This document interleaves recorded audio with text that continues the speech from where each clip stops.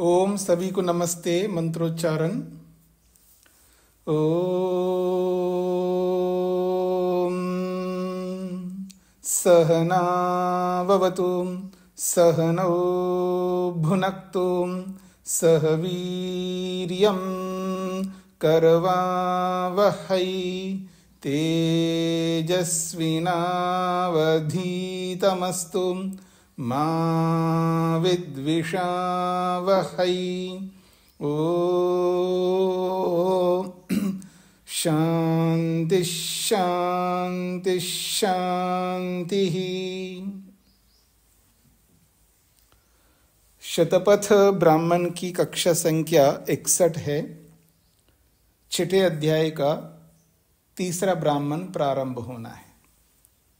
पिछले ब्राह्मण में अग्नि की प्रमुखता, अग्नि मुख्य, सभी देवताओं का मूल और सबके लिए मृदु हृदय वाला, ऐसे बहुत सारी विशेषताओं को लेकर के बात कही गई है।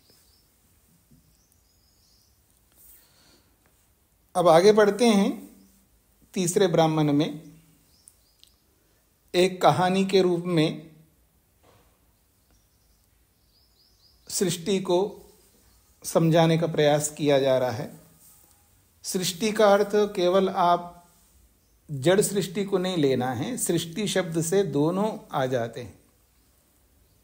सृष्टि, संसार, ब्रह्मांड। सृष्टि कहो, संसार कहो, ब्रह्मांड कहो, इस ब्रह्मांड में जितने भी पदार्थ है वो सब एक शब्द से गृहीत हो जाते हैं, ग्रहण हो जाते हैं। तो संतोष जी ने हाथ खड़ा किया है, क्या पूछना है? नहीं पूछना है तो हाथ हटा लीजिएगा। तो आइए। त्वष्टुर्हा वै पुत्रः त्रिशीर्षा षडक्ष आसः। त्वष्टुः ह वै पुत्रः। त्वष्टा, त्वष्टा शब्द का ये षष्ठी विभक्ति का है। त्वष्टुः, त्वष्टा के एक पुत्र था। और कैसा पुत्र था? त्रिशीर्षाः, 3 सिरों वाला पुत्र था। अब जब 3 सिर है तो षडक्ष, 6 आंखें रहेंगी। तो कह रहे हैं त्वष्टुः ह वै पुत्रः त्रिशीर्षा षडक्षः आसा। पुत्रः आसा, एक पुत्र था। आसा का मतलब था, क्रियापद। कैसा पुत्र था? त्वष्टा के त्रिशीर्षा, 3 सिरों वाला, और षड अक्षा, 6 आंखें हैं उसकी। तस्य त्रीणि एव मुखानि आसुः, और उस पुत्र के 3 मुख थे। आसु ये भी क्रियापद है। तस्य, उस पुत्र के, त्रीणि एव, 3 ही मुखानि, मुख, आसुः थे। तद यद एवं रूपः आस, वह यह इस प्रकार वाला पुत्र था। तद यद एवं रूपः आसा, वह यह एवं रूप, इस प्रकार का वो पुत्र था जिसकी ये सारी विशेषताएं हैं। तस्मात्, इसीलिए उस पुत्र को बोला जाता है विश्वरूपो नाम। उसको विश्वरूप नाम से बोला जाता है।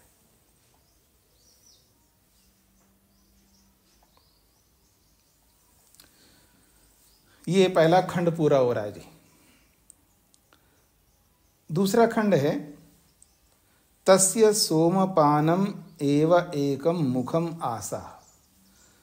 क्योंकि उस पुत्र के 3 सिर है, 6 आंखें हैं, 3 मुख है, तो कहते हैं तस्य, उस पुत्र का, जो कि विश्वरूप नामक उस पुत्र का, एकम मुखम, एक ऐसा मुख था जो सोमपानम एवा, वो सोमपान करने वाला मुख था। वो सोम का ही पान करता है, ऐसा उसका मुख था।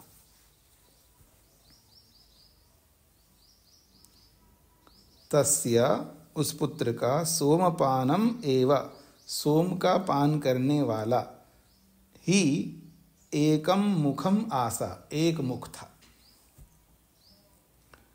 फिर आगे कह रहे हैं सुरापानम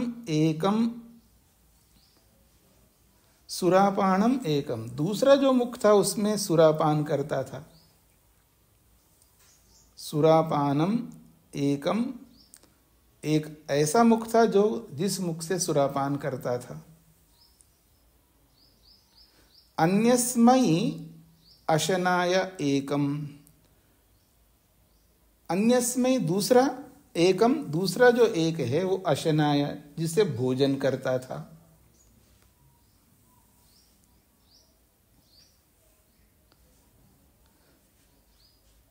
तो तीनों बात कही गई है, एक मुख से सोमपान करना, एक मुख से सुरापान करना और एक मुख से भोजन करना।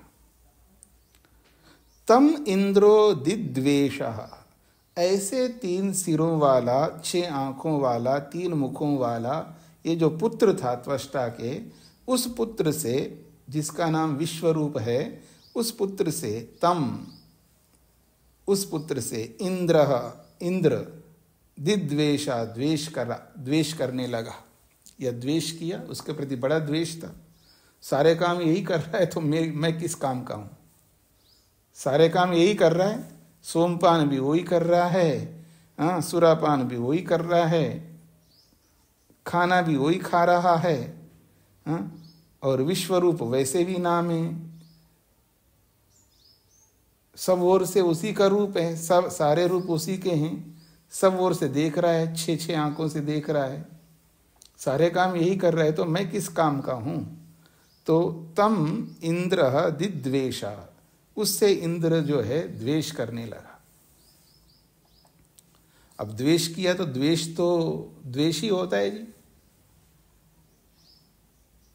द्वेष तो द्वेष ही होता है। अब उस द्वेष बढ़ करके इतना बढ़ जाता है, इतना बढ़ गए द्वेष, तस्य तानि शीर्षानि प्रचिच्छेदः। अब इंद्र को रहा नहीं गया, उसका द्वेष बढ़ता गया। तस्य उस विश्वरूप के तानि शीर्षानि उसके 3 जो सिर है, उन तीनों सिरों को प्रचिच्छेदः काट डाला, सिर ही काट दिया। इसलिए कभी द्वेष को इतना हल्का मत समझना। कभी आप द्वेष वो कर्म करवा देता है जो कर्म नहीं करना चाहिए व्यक्ति को। छोटा हो बड़ा हो कैसा भी द्वेष हो, द्वेष द्वेष ही है।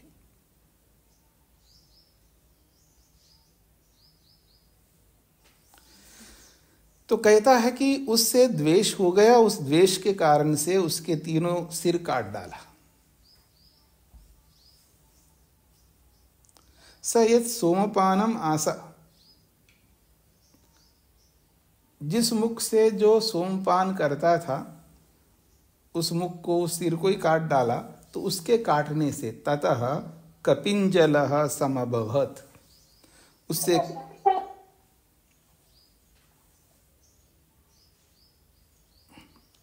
कहते हैं स यत् सोमपानम आसा जिस मुख से जो सोमपान करता था, ततः उस सिर को ही काट दिया। उसको काटने से ततः उस सोमपान करने वाले सिर को काट देने से कपिंजल समभवत् कपिंजल नामक जो है एक पक्षी पैदा हो गया।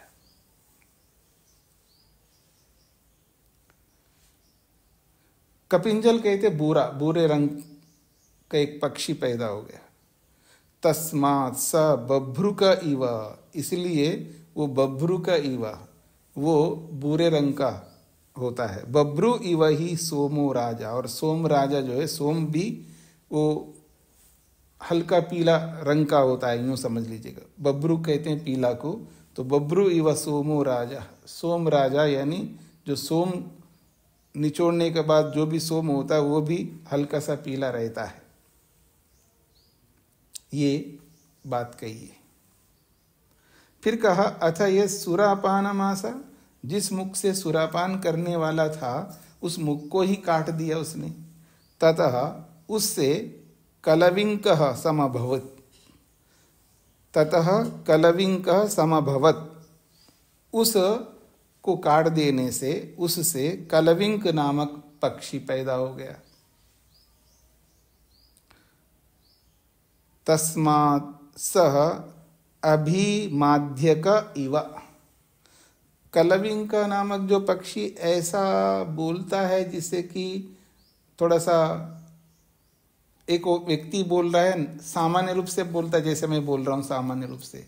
अगर मैं सुरापान पी करके बोलूं तो कैसे बोलूंगा? बस बोलने वालों को तो देखा है मैंने कैसे बोलते हैं, आप लोगों ने भी देखा होगा। तो कह रहे हैं अभिमाद्यक इवा, जैसे मद पिया हुआ व्यक्ति जैसे बोलता है उसके समान वो पक्षी बोलने वाला है। अभिमाद्यक इव वदति, जैसे मद पिया हुआ व्यक्ति जैसे बोलता है वैसे ही व्यक्ति वदति बोलता है।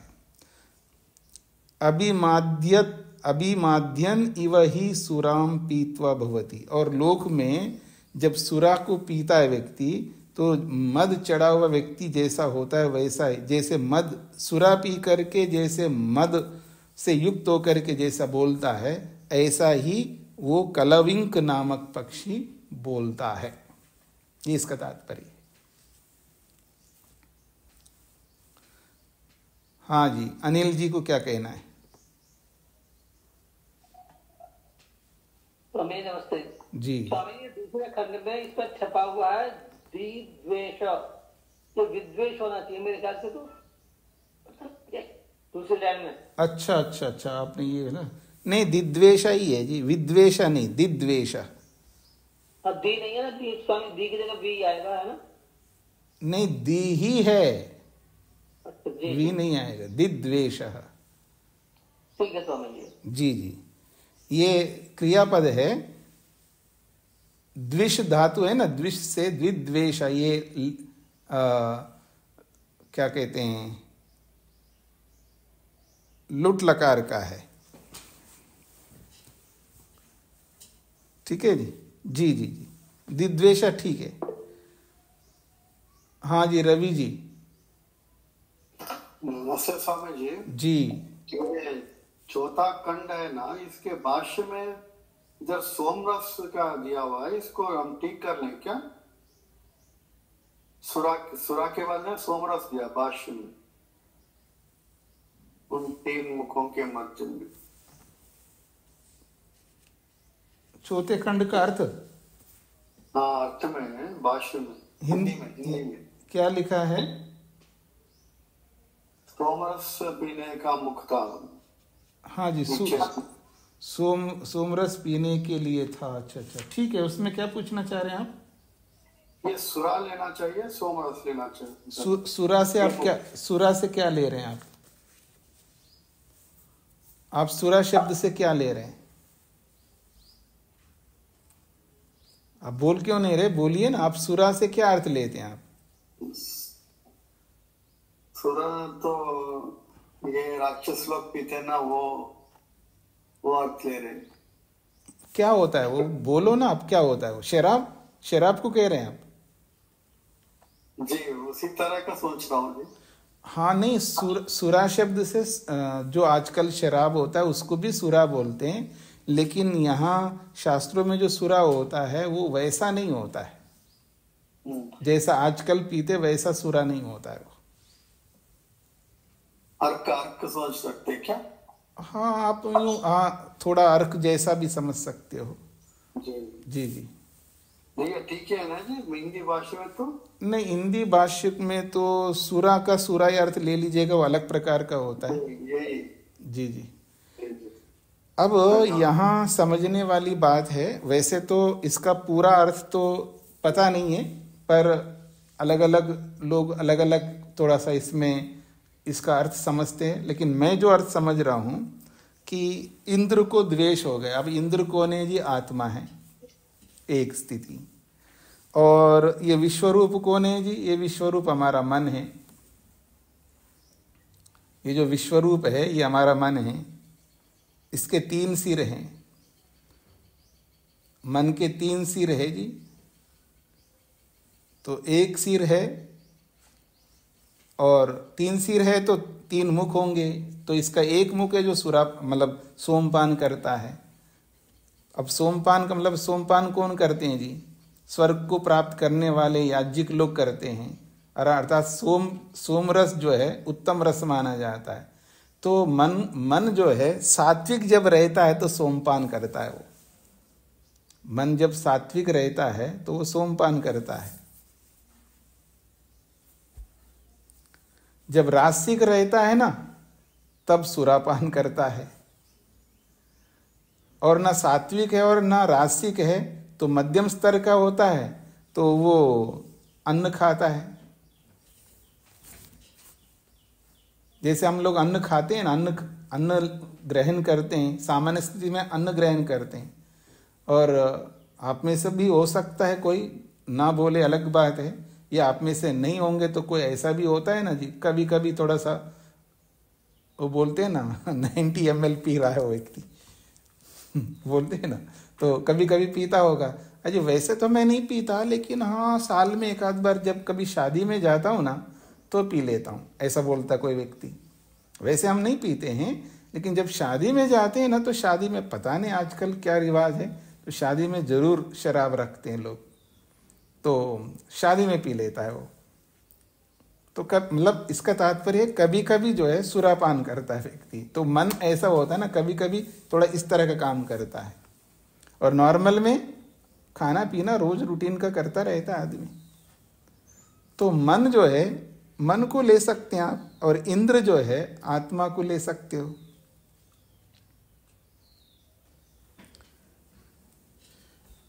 तो इस तरह का इसका कुछ समन्वय करके आप देख सकते हो, और कुछ विशेष कुछ नहीं कह सकता मैं। तो ये एक अलंकारिक वर्णन है यहाँ पर। जी साहब, धन्यवाद।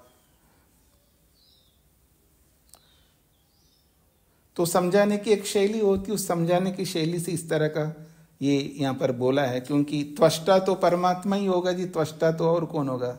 निर्माता जो है त्वष्टा परमात्मा को कहते हैं। त्वष्टा का पुत्र तो हम सभी लोग हैं, त्वष्टा का ही तो हम पुत्र हैं। पर हमारे जो है एक सिर नहीं है, 3 सिर है हमारे। ये 2 आंखें नहीं है, 6 आंखें हमारे। एक मुंह नहीं है, 3 मुंह है हमारे। हाँ, मतलब स्थिति को देख करके हमारा बदलता रहता है ना। हमारा जो मूड है, हमारा जो काम करने की शैली है, वो स्थिति के अनुसार बदलती रहती है। काम करने की जो शैली है वो बदलती रहती है हमारी। एक जैसा काम नहीं करते हैं, एक जैसी दृष्टि नहीं होती है, एक जैसा सोच नहीं होता है। एक जैसा मतलब हमेशा एक ही सोच नहीं रहता है ना। हमारा सोच बदलता है, हमारा काम बदलता है, हमारी देखने की नज़रिया दृष्टि बदल जाती है। तो ये सब इस तरह का अगर इसको लेकर के चले तो समझ में आता है। बाकी और क्या इसका तात्पर्य होगा ये अभी विशेष कुछ कह नहीं सकते। सब लोग अपने अपने ढंग से ले रहे हैं, तो फिर क्यों ना हम अपने ढंग से लिया जाए जो हमारी अनुकूलता है इसमें। हाँ जी, स्पष्ट हो रहा है आप सभी को? मन तो बदलता रहता, आप सबको पता है। कभी मन सात्विक होता है तो अच्छा काम करता है, रासिक होता है तो ऐसे काम कर लेता है कभी कभी। तामसिक इसलिए नहीं बोल रहा हूँ क्योंकि अन्न के साथ जोड़ा है इसने, तो अन्न के साथ जोड़ा है तो फिर अब तामसिक नहीं बोल सकता, इसलिए वो अन्न के साथ जोड़ा है तो उसमें तीनों को जोड़ करके चल सकते हैं। थोड़ा सा रासिकता है, थोड़ा सा तामसिकता है, थोड़ा सा सात्विकता है, तो तीनों से युक्त होता है। तीनों काम कर रहे होते हैं तब अन्न खा रहा होता है। सात्विकता ज़्यादा है तो वो बड़े अच्छे श्रेष्ठ कर्म कर रहा होता है। रजोगुण ज़्यादा बढ़ा हुआ होता है, ऐसे खूंखार वाले काम करता रहता है कभी कभी बीच बीच में।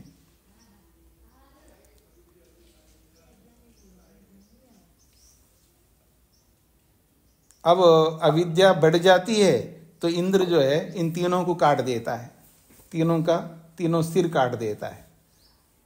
इंद्र के अंदर जब अविद्या ज़्यादा बढ़ जाती तो ये तीनों को काट देता है।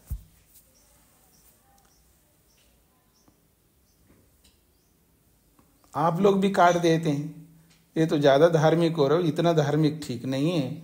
इतना सब लुटा रहे हो आप, तो काट देते हैं। माँ अगर पिता लुटा रहे तो पत्नी काट देती है, पत्नी लुटा रहे तो पति काट देता है, बच्चे लुटा रहे हैं तो माँ बाप काटते हैं, माँ बाप लुटा रहे तो बच्चे काटते हैं, रोक लगा देते हैं। ज़्यादा सात्विकता अच्छी नहीं है, ज़्यादा रास्तिकता अच्छी नहीं है। तो आप लोग काटते रहते हैं ना, अपने सिर, अपने मुख को, अपने विचारों को काटते हैं। इस तरह का काटो आप।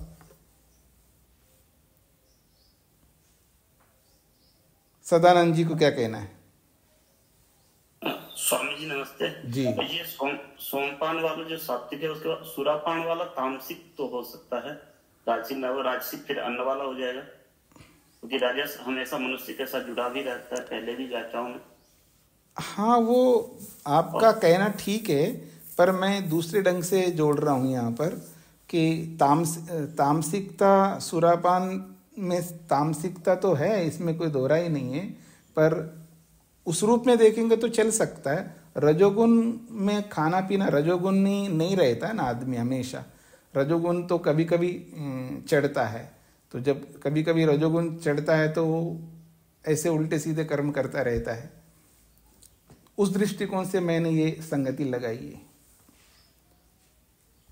सुरापान में ठीक बात है, पर वो वैसा सुरापान नहीं है ना। यहाँ पर जो लोक में जो सुरापान है वो सुरापान नहीं है।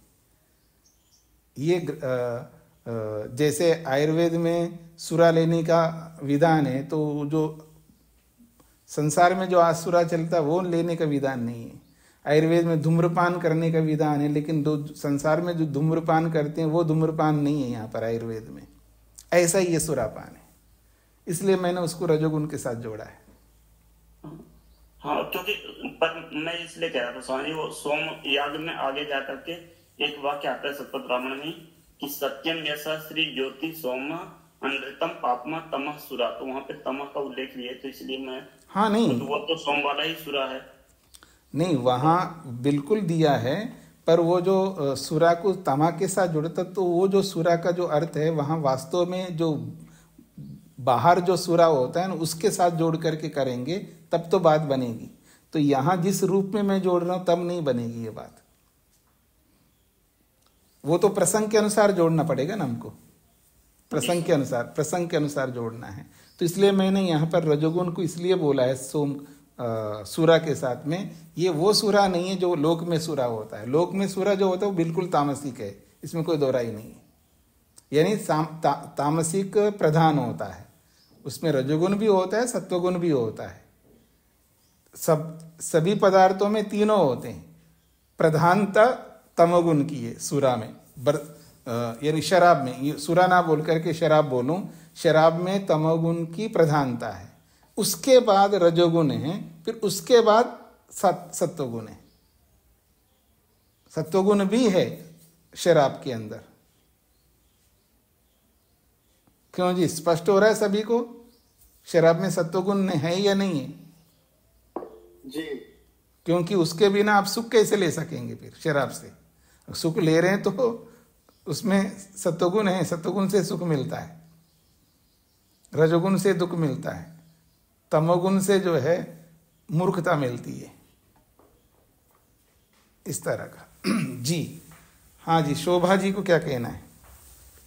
नमस्ते स्वामी जी। जी स्वामी जी, मुझे ऐसे कुछ समझ में आ रहा है जैसे हम फलों को डायरेक्ट खाएं तो वो सात्विकता के अंदर आ गया, और अब अगर हम उन्हें रस को निचोड़ करके लेते हैं तो फिर वो जो है सुरापान के रूप में आ रहा हो। ऐसा है कि निचोड़ करके लेने मात्र से वो सुरा नहीं होता। निचोड़ करके लेने का तो बल्कि वो ज़्यादा सात्विक हो जाएगा। फल सीधा खाना तो उसमें तमोगुण ज़्यादा रहता है, और उसका रस निकाल के पियो तो उसमें ज़्यादा सत्वगुण होता है, उस रजोगुण नहीं हो सकता वो। हाँ, उसको फर्मेंटेशन करो, अर्थात उसको थोड़ा प्रोसेस करके चलो, तब आप कह सकते हो। प्रोसेस किया बिना ताज़ा आप रस ले लोगे तो अच्छा ही रहता है वो। जी धन्यवाद। इसलिए वो डिब्बा बंद रस ले लो और एक ताज़ा रस निकालो जूस के रूप में, तो दोनों में अपेक्षा से किसको आप ग्रहण करेंगे? ताज़ा ही लेंगे ना, तो उस रूप में इसको देखिएगा। तो वो जो प्रोसेस्ड जो रस है उसको आप सुरा में ले सकते हो, ताजा वाला नहीं।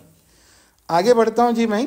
अथ यद अन्यस्याम अशनयामास, दो बातें पीछे बताई थी, दो मुख, एक से तो उन्होंने बोला है यहाँ पर कपिंजल, और दूसरे से बोला है कलविंक। अब तीसरा बोला जा रहा है आगे 5वें खंड में। अथ यद अन्यस्मै, जो तीसरा मुख था वो अशनाया आसा, वो खाने के लिए था। जो तीसरा मुख था वो खाने के लिए था। अब उस तीसरे मुख को भी काट दिया, क्योंकि तीनों को काटा था तो तीसरा भी कटा है। तो ततः तीसरे मुख को काटने से तित्तिरी समभवत, तित्तिरी नामक जो पक्षी है, तितर आप बोलते हैं, वो उत्पन्न हो गया। तस्मात् सह विश्वरूपतम इव, इसलिए वो विश्वरूपतम, तित्तिरी जो है, तितर जो है वो चितकबरा होता है, रंग बिरंगे होते उसके, तो विश्वरूपतम इव, मानो वो विश्वरूपतम अर्थात अलग अलग रूपों वाला होता है। इसलिए जीवन में भी व्यक्ति अलग अलग रूपों में जीता है, कब क्या करता है कुछ पता नहीं लगता। शनै तुष्टा शनै रुष्टा वाला स्थिति आ जाती है। कभी एकदम, जैसे छोटे बच्चे होते हैं ना, गजब के होते हैं ना छोटे बच्चे, एकदम रो लेता है आदमी, अगले क्षण में एकदम हंसने लगता है बच्चा, फिर अगले क्षण में फिर रूठने लगता है, अगले क्षण में फिर कुछ ना कुछ बच्चे जल्दी जल्दी बदलते जाते हैं ना, जैसे बच्चे, ऐसे बड़ा आदमी जो है बड़े स्तर से बदलता है, छोटे बच्चे छोटे स्तर के, उसका जैसा ज्ञान है बच्चे का उसी ज्ञान के अनुसार वो बदलता है। बड़े लोग जो है अपने ज्ञान के अनुसार बदल जाते हैं।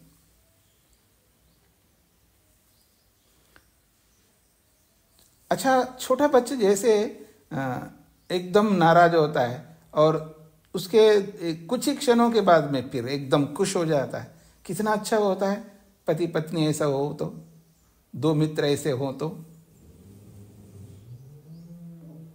हम मन में रखते हैं, रख के उसको पालते रहते हैं, उसको खाद पानी देते रहते हैं, उसको बढ़ाते रहते हैं, फिर जीवन भर याद रखेंगे।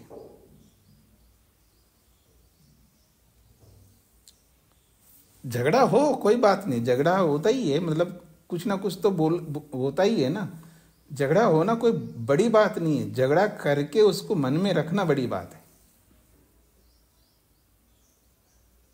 अब दो व्यक्ति है तो कुछ ना कुछ तो होता है जी, मतलब झगड़ा का मतलब जो झगड़ा का जो स्वरूप देखते वो झगड़ा नहीं कह रहा हूं। रवि जी ने कहा नहीं मेरे को ऐसा नहीं करना, पत्नी ने कहा नहीं मैं करूंगी ऐसा, मैं आपकी बात नहीं मानूंगी। अच्छा कोई बात नहीं, ठीक है, थोड़ी देर के बाद ठीक है आप कर लेना, लेकिन मन में रखता है ना व्यक्ति उस झगड़े को, वो हानिकारक है। हो गया उसको भुला दिया, बस हो गया। हाँ आपने वो उस दिन जो है ना आपने ऐसा कहा था ना, वो जो पिछले सप्ताह में आप ऐसा कहा था, अब पिछले साल आप ऐसे, अब वो पता नहीं सालों का याद रखता है व्यक्ति, चाहे पति हो पत्नी हो सास हो बहू हो या गुरु हो शिष्य हो, ये सबके लिए हानिकारक है। हाँ जी आगे बढ़ रहा हूं, कहते हैं संति एव घृतस्तोका इव त्वत् मधुस्तोका इव त्वत्, कहते हैं संति एव घृतस्तोका इव, मानो जैसे घी के छींटे मारो ना, घी के छींटों के समान। त्वत् किसी स्थान पर, त्वत् का मतलब है किसी जगह पर वो घी के छींटों के समान संति है, और त्वत् किसी स्थान पर मधुस्तोका इव, जैसे शहद के छींटों के समान है। और वो कहाँ पर है तो कहते हैं पर्णेषु आश्चुतिता, पर्णेषु पत्तों के अंदर वो गिरा हुआ है, जैसे पत्तों के ऊपर, जैसे वृक्ष के पत्ते होते हैं, वृक्षों के पत्तों के ऊपर मानो जैसे घी के छींटे पड़े हों, मानो शहद के छींटे पड़े हों, ऐसा होता है वो। एवं रूपम इव ही स, एवं रूपम इव ही स, वो आदमी जो है इस रूप में होता है। तेन अशनम आवयत, ऐसे विश्वरूप वाला व्यक्ति जो है तेना इस तरह बदल बदल करके किसी न किसी रूप में अशनम आवयत, वो भोजन को प्राप्त करता है, अपना जो भी भोजन होता है उसको प्राप्त करता है। सत्वष्टा चुक्रोध, उस सत्वष्टा वो जो विश्वरूप नामक जो पुत्र था, उसका जो पिता है त्वष्टा, उसको चुक्रोधा, उसको बहुत गुस्सा आ गया। क्यों गुस्सा आया? कुवित में पुत्रम अवधीत इति, कुवित में पुत्रम अवधीत इति, कुवित क्यों कर, किस कारण से, मैं मेरे पुत्र को अवधीत मार डाला तुमने, ए इंद्र तुम किस कारण से मेरे पुत्र को मार डाला? क्योंकि तुमने मेरे पुत्र को मारा है, इसलिए सह वो जो त्वष्टा है, अपेंद्रम एव सोमम आजहर्रे, अपेंद्रम एव उस इंद्र को वहां से हटा दिया, और सोमम उस सारे सोम को आजहर्रे अपना लिया, सारा सोम खुद ले लिया और इंद्र को हटा दिया। त्वष्टा ने जो है इंद्र को हटाया है और सारा सोम को स्वयं अपने कब्जे में ले लिया, एक प्रकार से समझ सकते हैं। स यथा अयम सोम प्रसूतः एवं अपेंद्र एव आसा, उसको स्पष्ट किया जा रहा है उसी बात को। स वह जो त्वष्टा है, यथा अयम सोम प्रसूता, जैसे ये सोम जो है निचोड़ा गया, एवं वैसे ही अपेंद्र एव आसा, इंद्र को वहां से हटा लिया और सोम को अपना लिया।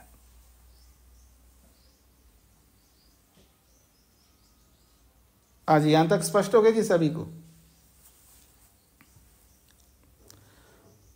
अगला है इंद्रो ह व ईक्षां चक्रे, इंद्र ह वै ईक्षां चक्रे, निश्चित रूप से इंद्र को सोचना पड़ा, उसने ईक्षण किया, उसने विचार किया।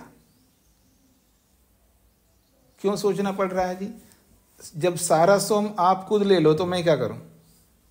सोम तो मेरे को भी मिलना चाहिए ना, सारा सोम आपने ग्रहण कर लिया, हड़प लिया, तो मेरे को भी तो कुछ मिलना चाहिए ना। तो इंद्रोह वै ईक्षां चक्रे, इंद्र ने विचार किया, सोचा, ईक्षण किया। इदं वै मां सोमम, इदं वै मां सोमाद अंतर्यन्ति, अरे इदम यह जो बात आपने किया है, मां मुझसे, सोमाद सोम से मुझको, अंतर्यंती अलग कर दिया। इंद्र ने क्या सोचा, क्या ईक्षण किया है? इदम यह ईक्षण किया उसने, इदम यह विचार किया कि वही निश्चित रूप से मां मुझे सोमात सोम से अंतर्यंती अलग कर दिया, ऐसा उसने सोचा। ये तो ऐसी बात हो गई। स यथा बलियान अबलियस, जैसे कोई बलवान निर्बल आदमी को दबाता है, ऐसा कर दिया आपने, तो ऐसा इंद्र ने सोचा। एवं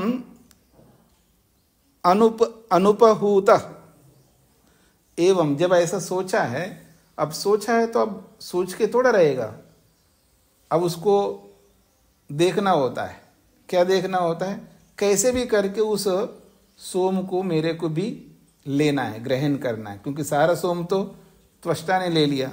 तो ऐसा सोच करके एवं अनुपहूता एव, बिना बुलाए, अनुपहूता का मतलब बुलाए बिना, यो द्रोण कलशे शुक्र आसा, जो द्रोण कलश में जो शुक्र रूपी सोम था, तम भक्षयान चकारा, उसको खा लिया उसने, उसको पी लिया उसने। जो द्रोण कलश में जो भी सोम रूपी शुक्र था उसको पी लिया, क्योंकि द्रोण में जो शुक्र होता है, जो बुलाए हुए होते हैं, जो मेहमान होते हैं, जिसका आह्वान किया जाता है, जो निमंत्रित होते हैं, जो ऋत्विक होते हैं, जो निमंत्रित होते हैं, उन्हीं को सोमरस पीना होता है, हर किसी को नहीं पीना होता है। तो अनुपहूता, बिना बुलाई उस याग में आया, चुपचाप आकर के यो द्रोण कलश शुक्र आसा, जो उस द्रोण कलश में जो सोम रूपी शुक्र था, तम भक्षयान चकारा, उसको पीने लगा या पी लिया। सह एनम जिहिंसह, सह एनम जिहिंसा, और वो त्वष्टा ने जो है उस इंद्र को जिहिंसा, कष्ट दे दिया, दंड दे दिया, यूं कहिएगा, कष्ट दे दिया। सो अस्य विश्वं एव प्राणेभ्यो दुद्रावा,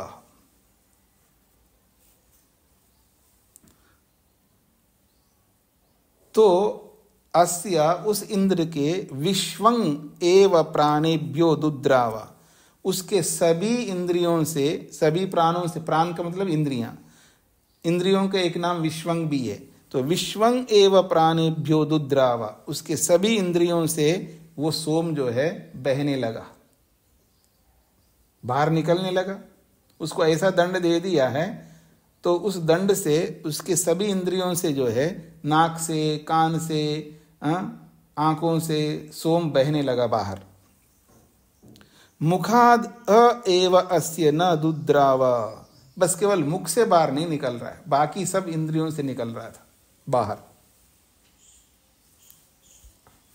आज बीच में विश्वंग शब्द आ गए जी, उपनिषद में भी आता है विश्वंग शब्द, जो मेरा नाम है, उपनिषद में भी आता है और साक्षात चारों वेदों में भी आता है। वेद में जो आता है वहां पर ईश्वर के नाम, ईश्वर का नाम लेकर के आता है, अर्थात वहाँ ईश्वर वाची है। यजुर्वेद में जो नाम आता है, ऋग्वेद में जो नाम आता है, वो ईश्वर को संबोधित करने की, ईश्वर के लिए बोला है, सर्वव्यापक को विश्वं कहते हैं वहाँ पर। और अथर्ववेद में जो आता है वहाँ पर जीवात्मा के लिए आता है, और उपनिषदों में और यहाँ जो आया है ये इंद्रियों के लिए आया है। उपनिषद में जीवात्मा के लिए भी स्वीकार करते हैं। तो यहाँ कहा गया विश्वं एव प्राणेभ्यो दुद्रावा, विश्वं कर दें या सभी प्राणों से, सभी इंद्रियों से दुद्रावा, वो सोम जो है, वो शुक्र जो है बहने लगा, बाहर निकलने लगा। मुखाद एव अस्य न दुद्रावा, उसके मुख से तो नहीं निकल रहा था, बाकी सब इंद्रियों से बाहर निकल रहा था।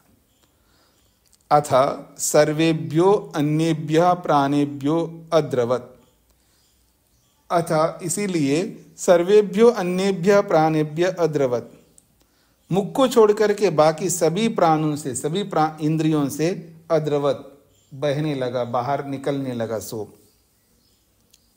तद अदह सोत्रामणि इति, वह इसी सोत्रामणि नामक याग में इस बारे में आया है। सोत्रामणि नामक जो इष्टि याग है उसमें इसके बारे में कथन किया गया है। सोत्रामणि इति इष्टि, ये जो सोत्रामणि नामक जो इष्टि याग है इसके अंतर्गत ये सारा वर्णन आया है। तस्याम तद व्याख्यायते, इसीलिए तस्याम इसी इष्टि में तद व्याख्यायते, इस कहानी की व्याख्या की गई है। यथा एनम देवा अभिषिंजन, अब इंद्र के सभी इंद्रियों से सोम बहने लगा, तो सोम सभी इंद्रियों से बहने लगा तो इसका मतलब है वो रोगग्रस्त हो गया, रोगग्रस्त हो गया। अब रोगग्रस्त हो गए तो उसके रोग को दूर करना ही है ना। अब उसके रोग को कौन दूर करेगा? तो कहता है अथा यथा एनम, उस इंद्र को देवों ने अभिषिंजन, उपचार किया, फिर देवों ने उसको ठीक किया, ये इसका तात्पर्य है।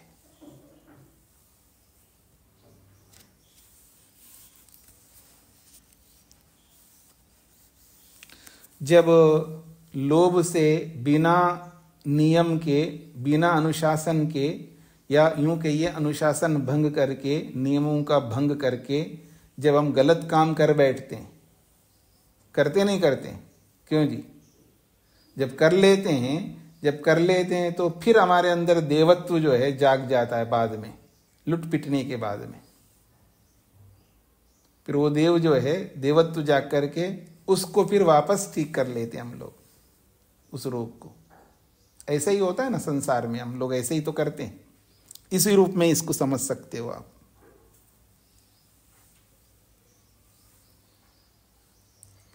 तो मनुष्य जो है अपने आप को बिगाड़ता है और अपने आप को सुधारता है। हमें कोई नहीं बिगाड़ सकते, हमें कोई सुधार नहीं सकते, बस बता सकते हैं, उपदेश कर सकते हैं, करवा नहीं सकते। नहीं जी उसने ऐसा कर लिया था, बहुत फोर्स किया तो इसलिए खा लिया। अरे जब आपको पहले खा चुके हैं, फिर खा चुके हैं तो उसने फोर्स किया तो फिर दोबारा थोड़ा खा सकते हो आप। नहीं जी उसने बहुत इंसिस्ट किया, फोर्स किया, इसलिए खाना पड़ा। उसने कुछ नहीं कहा, खाना आपने किया है, आप बहाना उसका दे रहे हो।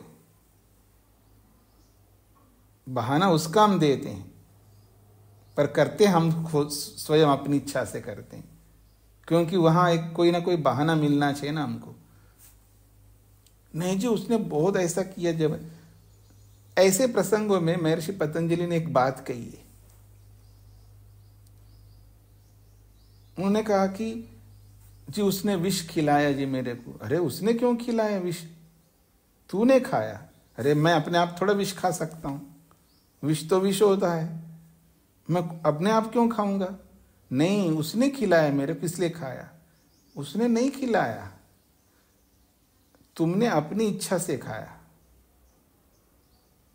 ये पतंजलि कह रहे हैं। फिर वही तो दे स्वतंत्र कर्ता, इस सूत्र के ऊपर ये सारी बातें की उन्होंने कि कर्ता स्वतंत्र है। कोई आपके हाथ पांव बांध करके आपके मुंह में ठूंस करके थोड़ा विष पिलाया उसने, तुमने अपनी इच्छा से किया, आप स्वतंत्र हो। स्वतंत्र व्यक्ति को कोई जबरदस्ती नहीं कर सकता। जबरदस्ती का मतलब है कोई करवा नहीं सकते, अपनी स्वतंत्रता से हम करते हैं, लेकिन हम आरोप लगाते दूसरों के ऊपर। ऐसा उन्होंने स्पष्ट किया वहां पर, क्योंकि आत्मा स्वतंत्र है, अपनी स्वतंत्रता से करता है। हाँ बंधुआ मजदूर हो, उसको हमने सब लोग मिलकर के हाथ पांव बांध लिया, उसके मुंह खोल दिया, उसके अंदर डाले, तब तो उसने खिलाया माना जाएगा। ऐसा कुछ हुआ नहीं है।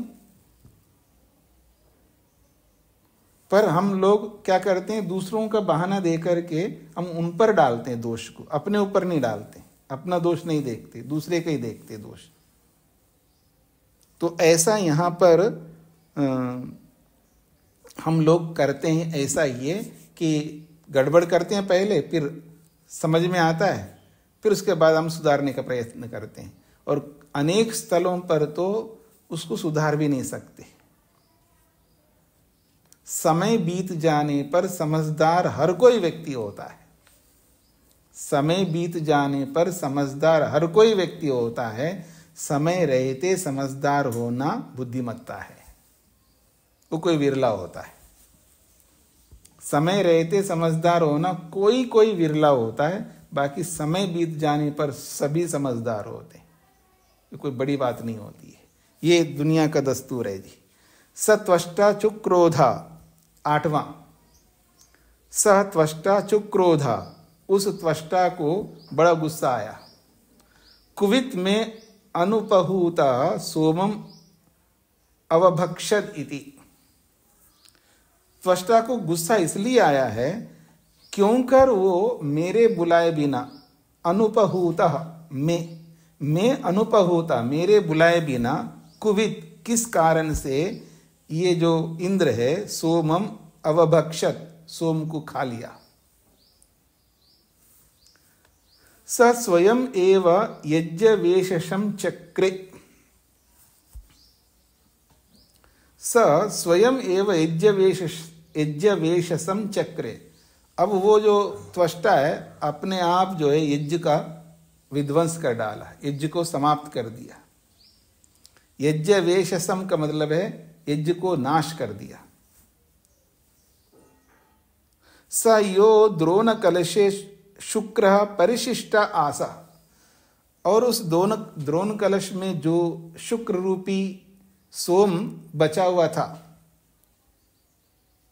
क्योंकि सारा तो नहीं पी सकता है ना वो जल्दी जल्दी, जैसे बिना बुलाए आया आदमी, तो जब कोई काम करता है ना बिना बुलाया, तो वो सारा काम करके थोड़ा जाता है, आधा अधूरा करके भागता है व्यक्ति।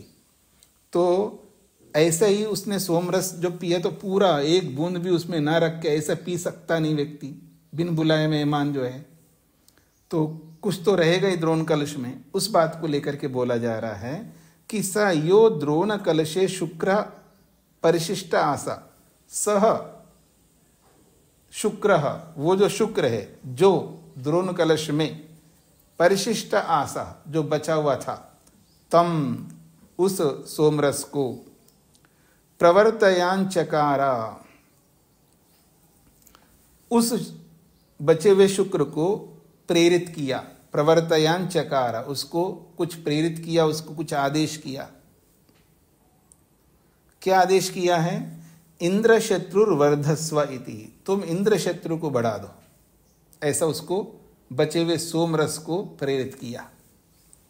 इंद्र शत्रु वर्धस्व इति। सो अग्निम एव प्राप्य संबभूव,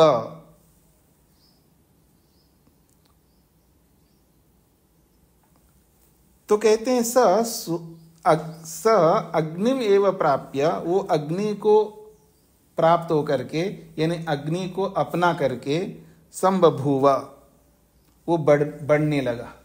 कौन? सोमरस। सह वो जो सोमरस है, जो शुक्र रूपी सोमरस है, वह अग्निम एव प्राप्य, वो अग्नि को प्राप्त होकर के, अग्नि का सहारा लेकर के, संबभूव वो बढ़ने लगा। फिर कहा है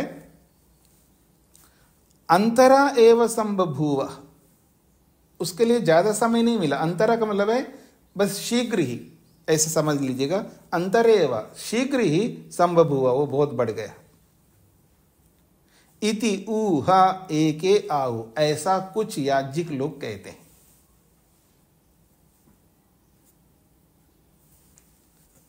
क्या कहते हैं याज्ञिक लोग?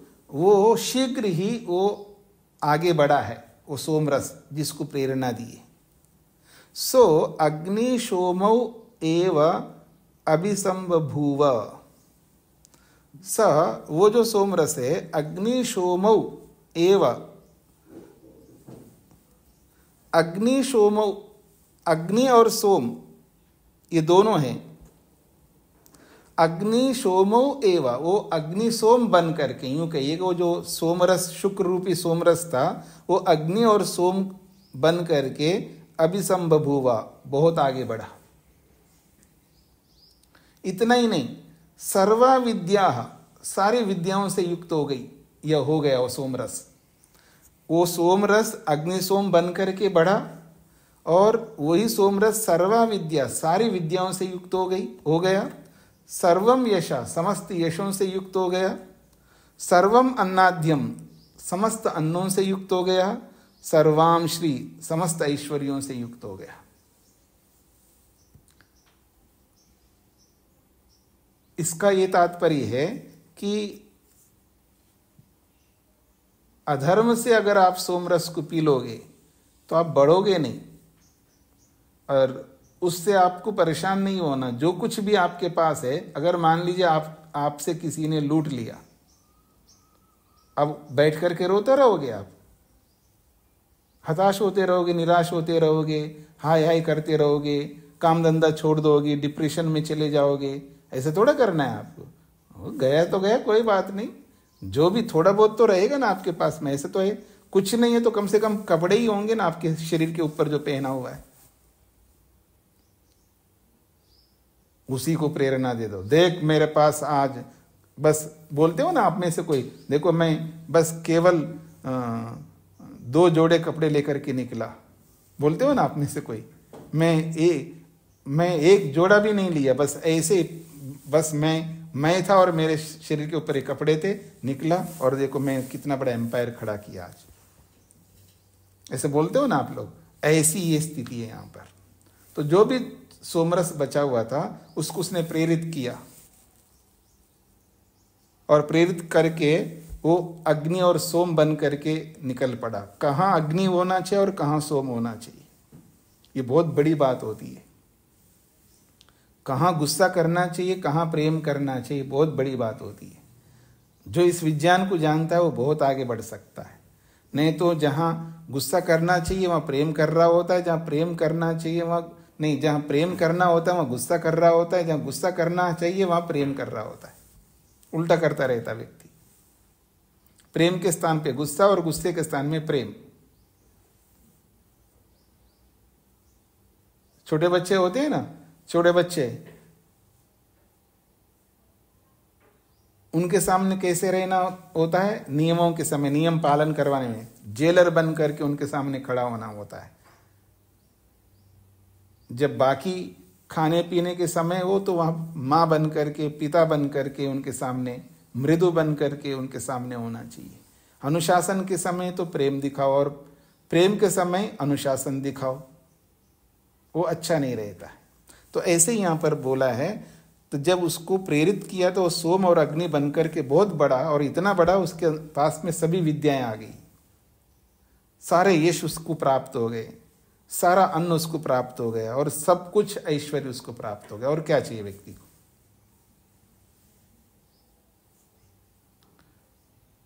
फिर कहा है स यद वर्तमान समभवत।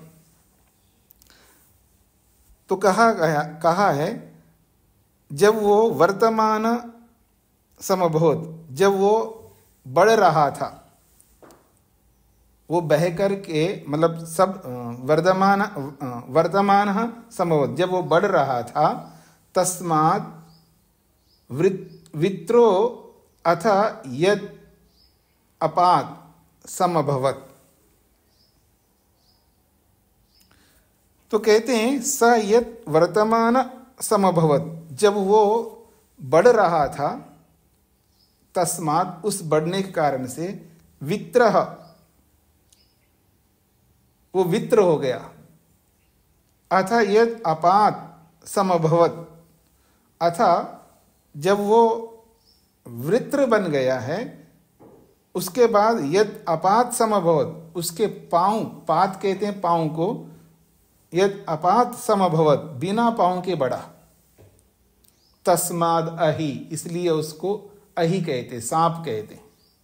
सांप के पांव नहीं होते ना, तो इसलिए वो सांप, क्योंकि वो बिना पांव का बढ़ा है तो उसका नाम हई हो गया। जब हई हो गया तो तम धनुश्च दनायुश्च, अब वो धनु हो गया और दनायु हो गया, धनु और दनायु। माता इवच पिता इवच, वो माता के समान और पिता के समान भी बन गया।